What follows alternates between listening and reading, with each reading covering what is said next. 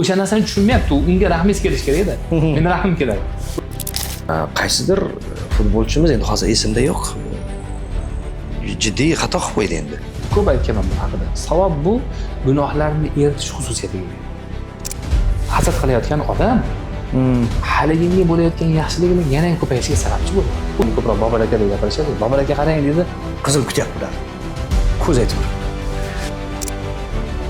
ochiq gapiryapti shu, ochiq lafzda. Haligi juda uyatligini bilmayapti. Aslida mana shunday hasad qilishlik bilan ana shu odamga juda katta yaxshilik qilishyapti. Ya'ni masalan, o'sha bir inson, masalan siz deylik, qo'pol gapirganda, siz bir insonni ko'ra olmayapsiz. Hasad qilyapsiz. Hasad qilib, halinday yomonligini oshiryapsiz yoki yomonlik to'qib chiqaryapsiz. Qaysi biri bo'lsa ham tagida nima ketyapti? Ham g'iybat, ham bo'xton ketyapti, ham ko'ra olmaslik ketyapti. Mana shuni hammasida siz xohlaysizki, shunaqa deyishingiz bilan nimani xohlaysiz?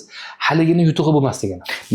Haligi yutug'ida o'sib bormasligini va o'sha yaxshilik unga yana komil bo'lmasligini xohlaganingiz uchun qilyapsiz. Hech qachon siz bu gapingiz bilan yana ham yaxshiliklarga erishsaydi shu odam demaysiz. Siz o'sha narsa to'xtashni xohlayapsiz. Vaholanki teskarisi bo'ladi. Nima uchun? O'sha yaxshilikda bardavom bo'ladi. Unga o'sha imkoniyatlar, quvonchlar berilishi davom etadi. Nima uchun? Sababi bor. Alloh taolo shunday chevar zotki, kimdir bir bandasiga yana bir bandasi hasad qilsa, yomonlasa, ya'ni oldida ichini ortadigan narsani gapiradigan bo'lsa yoki to'qib chiqaradigan bo'lsa, har biriga savob yozadi bandaga. Haligi bandasiga. Menga esa ketma-ket qatorasiga yomonlik yozilsa, lekin haligi yomonlagan odamingizga savob yoziladi. Har bir ishiga savob yoziladi. U ham sizga o'xshagan banda, sizga o'xshagan uni ham gunohlari bor edi. Gunohlarini haligi nima deydi, rejimi, planlari ko'proq edi savobdan ko'ra. Demak, siz tomonidan bo'lgan yomonlash, g'iybat, tuhmat, chaqimchilikning evaziga haliginga savob yozilyaptimi? Demakki, uni gunohlari kamayapti. Chunki savob, ko'p aytganman bu haqida. Savob bu gunohlarni eritish xususiyatiga ega. Gunoh bir muz bo'ladigan bo'lsa, tosh muz bo'ladigan bo'lsa, haligi savob bu quyoshga o'xshash narsa, muzlarni eritadi. Demak, eritdi degani kamaydi deganida o'sha muz. Demak, gunoh atalmish muz kamayadi, savob ko'paysa, savob atalmish quyosh ko'paysa, nur ko'paysa. Demak, nima bo'ladi? Uni savobi ko'paygan sari gunoh kamaygandan keyin nima bo'ladi? Alloh taolo haligi yaxshilikni yana ko'paytirib beradi. Siz unga haligi hasad qilayotgan odam haliginga bo'layotgan yaxshiligini yana ham ko'payishiga sababchi bo'lyapti. O'sha narsani tushunmayapti, unga rahmingiz kelish kerak-da. Meni rahmim keladi. O'sha hasad qilayotgan odam, sen hasad qilyapsan.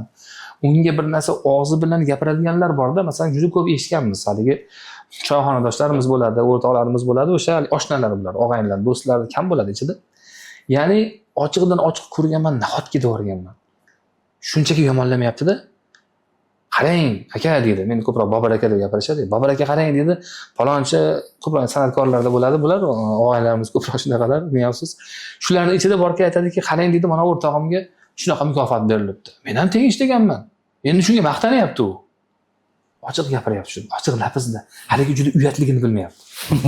Ya'ni nomiga ham, ha, tabriklaymiz. Juda zo'r bo'pti-da, xursand bo'ldim. Yaxshi ishlabdi-da, demayapti. O'shanni ham bilib turasiz. Ha, ichingda baribir narsalar o'tyapti deysiz-da, undan o'tib ketibsiz hozir. Endi ochiqchasiga, ochiq ravishda, falonchini qarang, shunaqa narsa qilib turib, shunaqa narsalar qilyapti-da, yaxshimi shu ish endi? Deyapti. Yaxshi degan narsa yo'q bu yerda. U bir yutuqqa erishdi-ku. Undan xursand bo'lishing kerak. Xursand bo'lmaydigan bo'lsa ham, nahotki sen bu narsani bemalol gapira olyapsan yomonlab. Xuddi haligi mana shu yerda bitta narsa esimga tushdi. Endi millatning yaxshi yomoni bo'lmaydi, insonni, bani odam yaxshi yomoni bo'ladi. Saudiya futbolchilari bilan bizning futbolchilarimiz 9 taga 11 ta tushganda, ya'ni 2 ta kam o'ynadi-yu bizning bolalar. O'sha yerda qaysidir futbolchimiz endi hozir esimda yo'q, jiddiy xato qilib qo'ydi endi. Yoki oddiy xato qildimi bilmayman, endi futbolga to'g'risi. Sudya, o'yin hakami uni jazolashga hozirlik ko'ryapti kelib. Saudiyalik 2 ta futbolchi hakamning yoniga turib olgan hozir bitta yaxshi qizil kutyapti ular. Ko'z aytib turibdi. Bizning futbolchimizga hakam qizil kartochkani ko'rsatdi. Ko'rsatuvda ana 2 ta saudiyalik futbolchi shunaqa sakrab million Ko'rganman. yutgandek, milliard yutgandek sakradiki, O'zi gol urgandan ham ko'proq xursand bo'ldi. ha, tushunyapsizmi? Bu raqib komanda shu faqat va faqat raqib emas, ham do'st, hamkasb. Hamkasb ular, sportchi, futbolchi. To'g'ri, raqib o'z birinchi o'rinda, lekin bu darajada ichidagi kirini, ichini qoralagan bu darajada ko'rsatish Albatta, bu juda yomon narsa. Bu narsa-da. juda yaxshi bir misol ekan bu ham, lekin qaraydigan bo'lsangiz bu o'yinda. O'yindagi holatdagi raqibni o'zini hissiyoti, jilovolay olmaganligi, ko'rsatib qo'yganligi, asl basharasi o'yinda. Ertaga u futbolni tashlaydigan bo'lsa, o'yinlar, chempionatlar o'tgandan keyin balkim bu ishni qilmaydi, tanimaydi ham, keyin eslamaydi ham. Bir-birini esiga olmaydi ham. Lekin ming afsuski, hozirgi paytdagi ayniqsa do'stman deb o'zlarini atayotgan odamlar hayotida butun hayotini tikib yuborgan hasadga. Butun hayotini ko'ra olmaslik, ich qoralikka tikib yuborgandi.